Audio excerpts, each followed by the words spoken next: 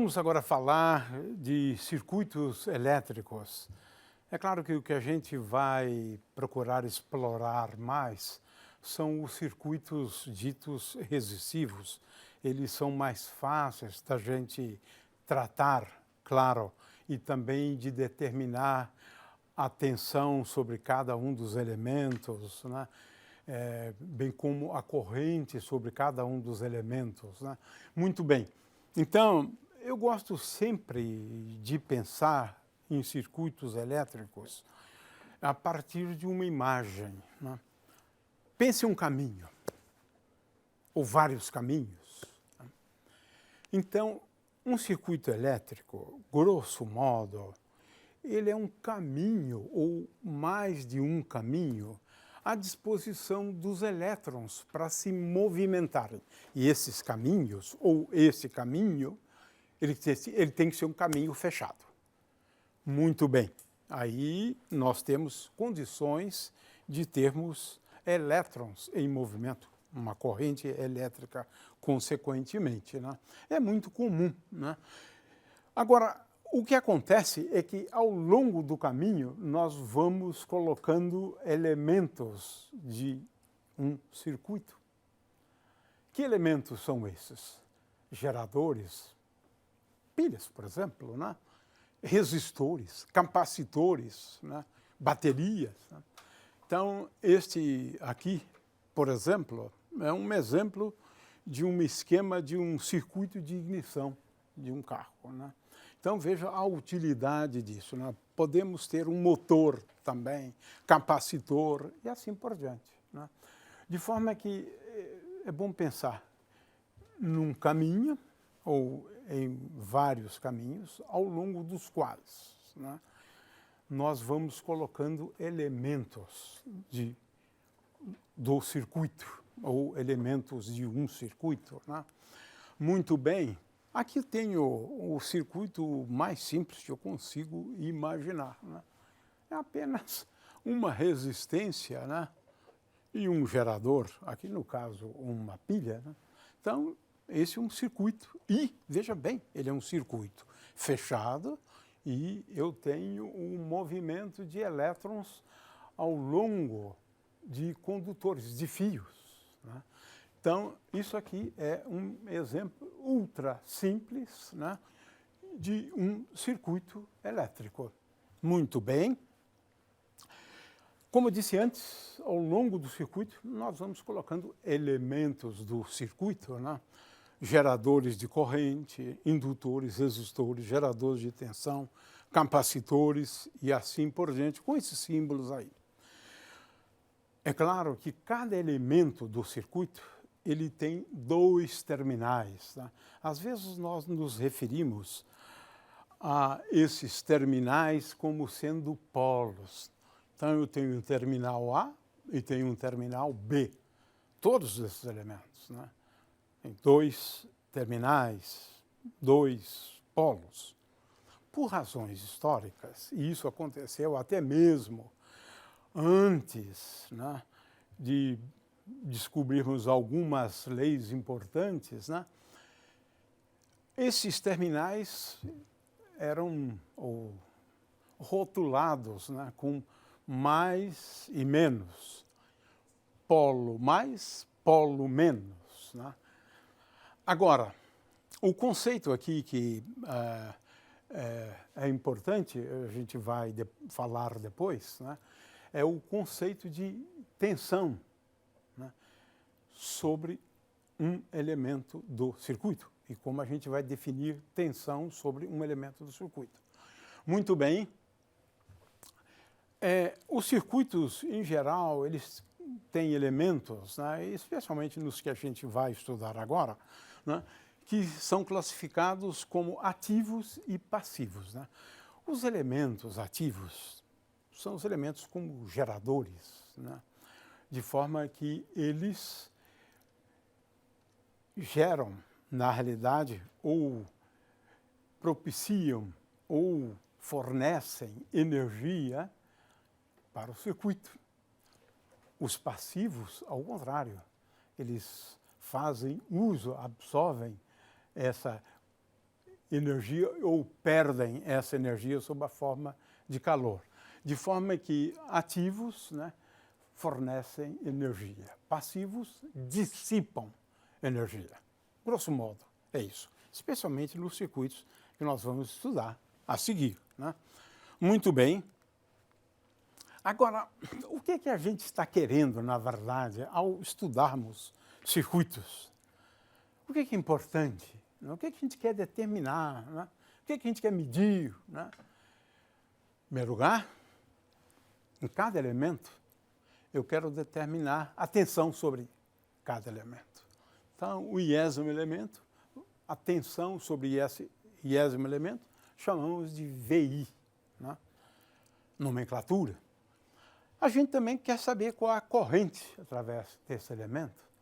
O IJ elemento, ou melhor, elemento J, a corrente vamos designá-la por IJ. Essas duas grandezas são fundamentais. É isso que a gente quer determinar sempre, em todo o circuito que construímos. É claro que muitas vezes estamos interessados também em energia armazenada, né? Por exemplo, num condensador, né? Ou num capacitor, ou num indutor, né? Veja, a gente já sabe expressões para energia em termos da capacidade, né? Em termos da indutância de um indutor, né? Então, essa é uma questão importante. Energia, né? Armazenada. E a potência, ou fornecida, né? Ou absorvida, né? Que é energia dissipada, como eu havia dito antes. Naquele elemento, no késimo elemento, então vamos chamar de PK, né? A potência, né? Muito bem. Então, é isso que nós queremos determinar num circuito, né? E esses elementos, eles podem ser interligados em série. Aqui, na realidade, eu tenho 3 resistências, né, interligadas em série. Mas pode acontecer também de um arranjo que muitas vezes nós temos nas nossas casas, né? Colocarmos esses elementos interligados em paralelo, né? Muito bem, de tal forma que todos eles estão sob a mesma tensão, né? Muito bem. A gente já disse isso, não vou repetir, né? A corrente elétrica, ela é sempre no sentido oposto ao do movimento dos elétrons. Se for uma corrente com cargas positivas, isso não acontece. Mas, nesse caso, sim, já chamamos atenção para isso.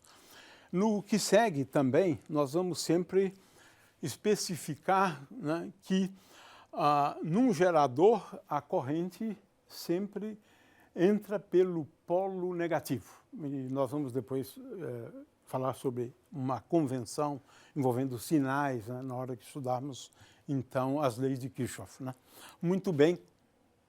Nós temos circuitos de corrente contínua, nos quais a corrente tem sempre a mesma direção e sentido. É curioso que eu sempre estou chamando a atenção para isso.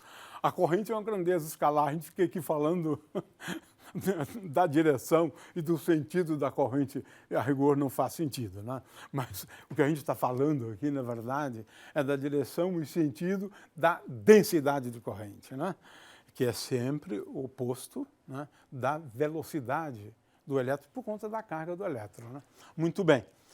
E corrente alternada. Às vezes ela está num sentido, depois num sentido oposto, né? Então temos esses 2 tipos de circuitos, né? Os de corrente alternada são muito mais difíceis, né, de serem tratados. Eu não vou definir corrente na elétrica, mas eu acho que tensão é importante a gente definir, né, o que é tensão sobre um determinado elemento, né? A tensão sobre um determinado elemento, ela é definida formalmente a partir do conceito de trabalho, né? Trabalho necessário, por exemplo, para você vir do ponto B até o ponto A, nesse caso, nós diríamos a tensão de B em relação a A. Ou, ao contrário, para irmos do ponto A até o ponto B. Nesse caso, VAB é igual a menos VA. Por quê? Quando eu calculo o trabalho, na verdade, a gente está lidando, né, com uma força que se opõe eventualmente à força elétrica ou à própria, né? Então, aqui nós estamos falando de integrais de caminho do campo elétrico. Integrais de caminho do campo elétrico, né? De forma que, muitas vezes, nós nos referimos, né, à tensão, e isso não é equivocado, né, a uma força eletromotriz, apesar de que a gente definiu a força eletromotriz em termos da circulação do campo E, né? Agora, também a tensão pode estar associada à diferença de potencial. Por quê? Se o campo elétrico ele deriva de um potencial é igual a menos gradiente de V, então a tensão pode também se referir à diferença de potencial. E muitas vezes a gente quase que define da mesma forma. Veja que esse trabalho é o trabalho para deslocar uma carga Q dividido pela carga Q. Por isso que eu estava falando da integral de caminho do campo elétrico, né? De forma que a tensão pode se originar, né, de três fontes distintas, né? A primeira, força de Lorentz, né? A segunda é a variação do campo B, né? E, finalmente, o gradiente, né, do potencial, né? De forma que, como temos três formas distintas, a gente não se refere e dizemos apenas estamos calculando a tensão sobre um determinado elemento a partir do conceito de trabalho para trazer uma carga Q do ponto B até o ponto A, dividido pela carga. O que envolve, essencialmente, como eu disse antes, integrais de caminho do campo elétrico, né? Muito bem, então, por essa definição aqui também, eu posso definir a tensão como d tal dq para uma carga infinitesimal. A gente vai fazer uso disso, né? Muito bem, e agora potência, né? Potência é igual a d tal dt. Mas d tal dt eu posso escrever como d tal dq vezes dq dt. Consequentemente, como dq dt dq é igual a v e como dq dt é igual a i, para cada elemento a potência é igual ao produto da tensão vezes a corrente elétrica. Aí está, né? Independentemente de qualquer elemento. Isso aqui vale, né? Muito bem, por definição, como nós vimos antes, né? De forma que essa questão da potência, né?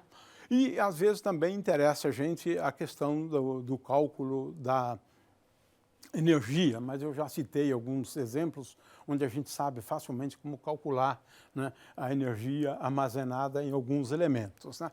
Muito bem. Então, já falamos desses elementos, né? Vamos em frente, pilhas, dínamos, pilhas a gente representa desse jeito. Muito bem. Nós colocamos, às vezes, ao longo de um circuito, receptores. O exemplo mais simples, receptor é tudo aquilo que eu consigo transformar energia elétrica em outras formas de energia, exceto calor. Não, calor é outra coisa, né? Então, receptor é tudo aquilo que transforma energia elétrica, né, em energia mecânica, por exemplo. O motor elétrico é um receptor, é um bom exemplo de um receptor, né? No receptor, a gente adota essa convenção de que a corrente entra pelo polo positivo, né? Muito bem, resistores, nós já vimos isso antes, né? Temos elementos armazenadores de energia, a energia é L vezes I ao quadrado sobre 2, no caso de um indutor, né? No caso de um capacitor, é C vezes V ao quadrado sobre 2 e assim por diante.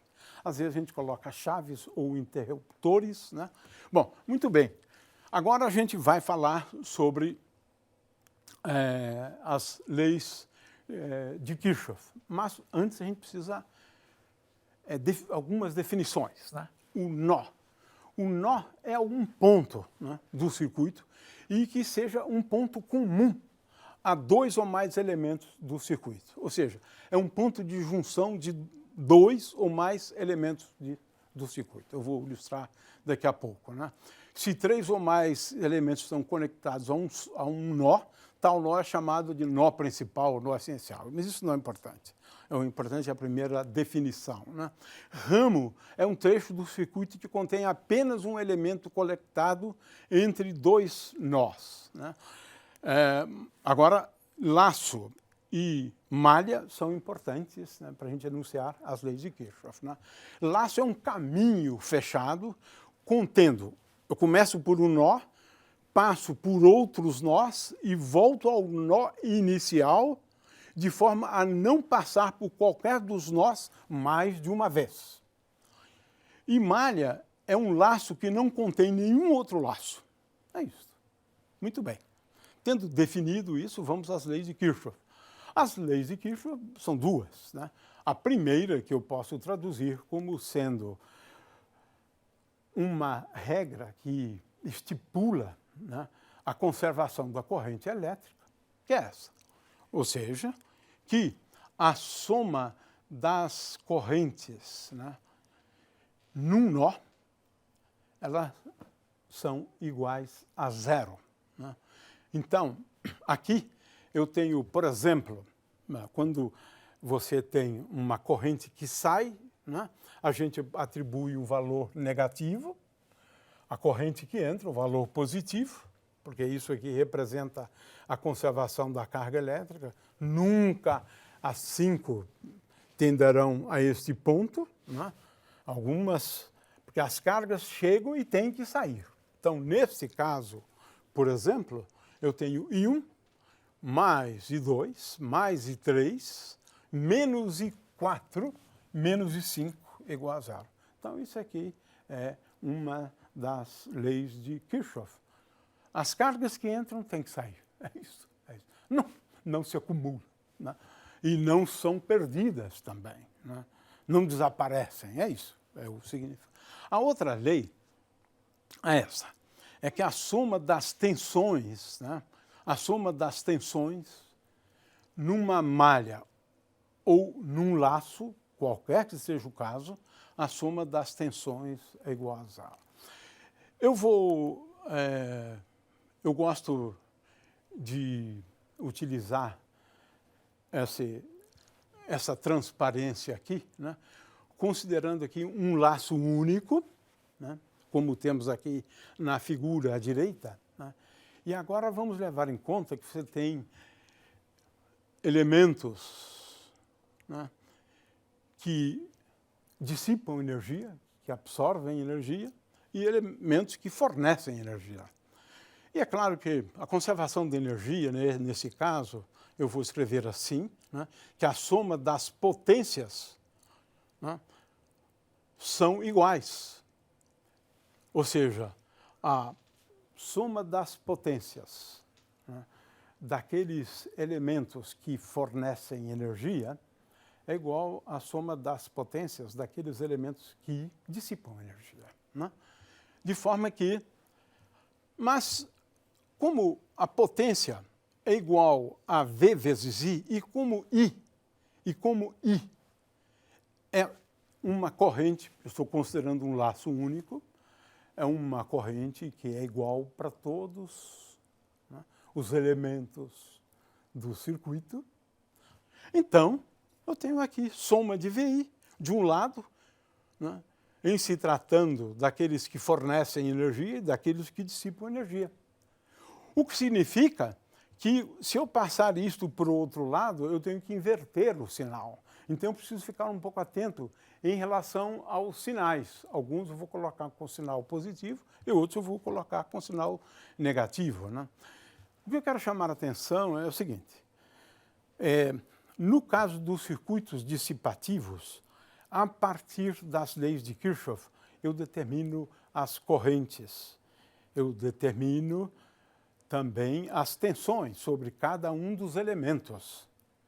Mas, se eu colocar, né, ali indutores, se eu colocar capacitores, se a corrente for uma corrente alternada, aí só as leis de Kirchhoff não bastam. Não bastam.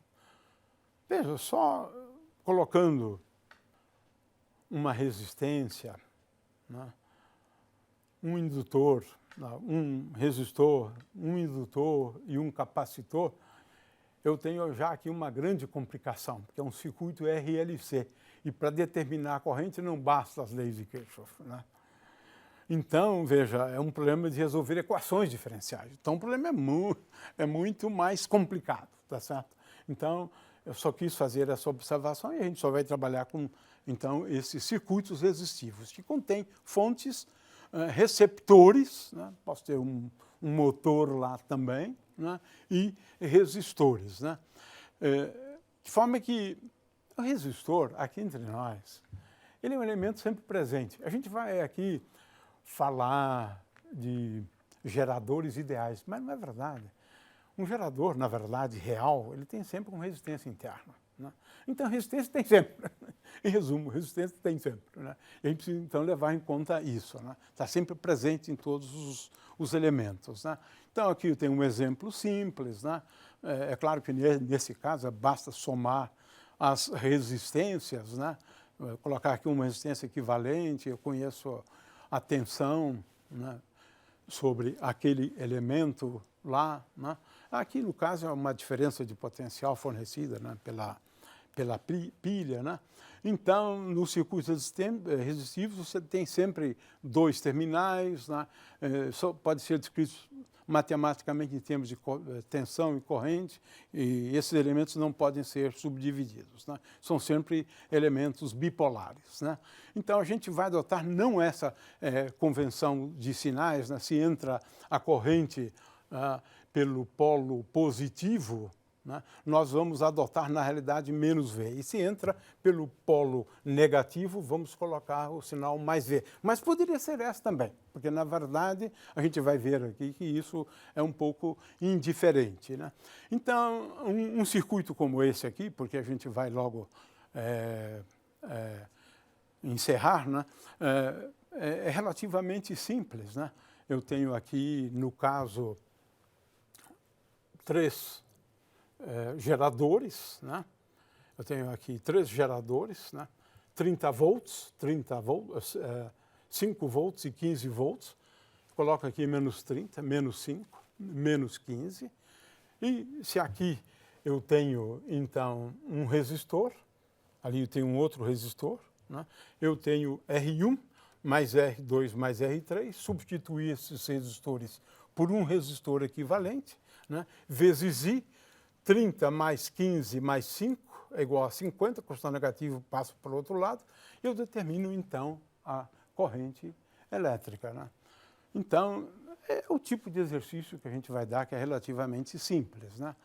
Então, nesse caso aqui, né, eu tenho 2 geradores, né, sobre os quais atuam uma tensão, né, menos V1 e menos V4, e outros 3 elementos. Então, tenho V2 mais V3, né, mais V5, é igual a V1 mais V4, né? São exemplos, né? Eu tenho aqui o caso, por exemplo, de laço único, e eu tenho, nesse caso, um gerador, né? A tensão sobre esse gerador é V de T, né? De forma que as leis de Kirchhoff me dão menos V mais V1 mais V2, portanto, V de T é igual a V1 mais V2. Mais V1 é R1 vezes I, V2 é R2 vezes I. Consequentemente, eu determino I de T igual a V de T dividido por R1 mais R2. E, portanto, V1, a corrente é a mesma em todos os elementos, né?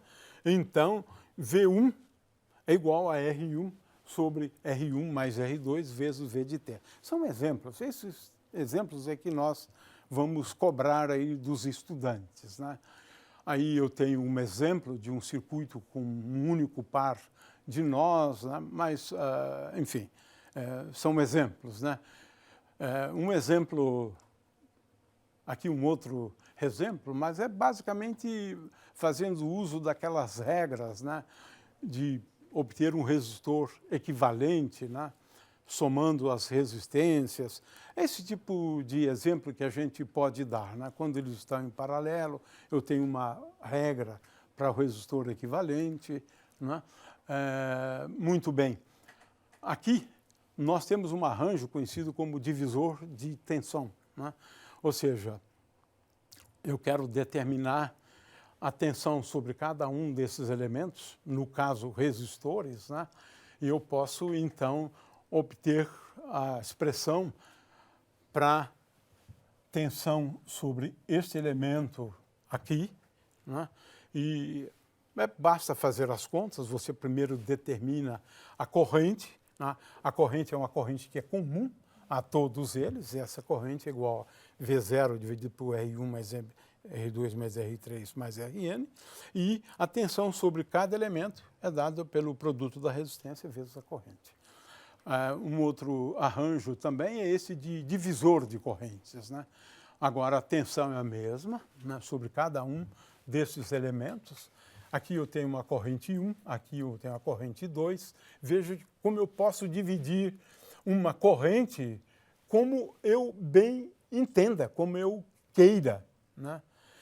Por quê? Agora eu tenho aqui a expressão, né, para a corrente em cada um deles em função da resistência, né? Em função, por exemplo, a corrente I2 em função da resistência I2. Esse é o tipo de problema que a gente pode dar. A gente não vai falar de associação de fontes, porque aí são problemas um pouco mais complexos, né? E a gente vai cobrar apenas problemas bastante simples, né? E com isso, então, encerramos uma introdução muito rápida, né, a circuitos elétricos.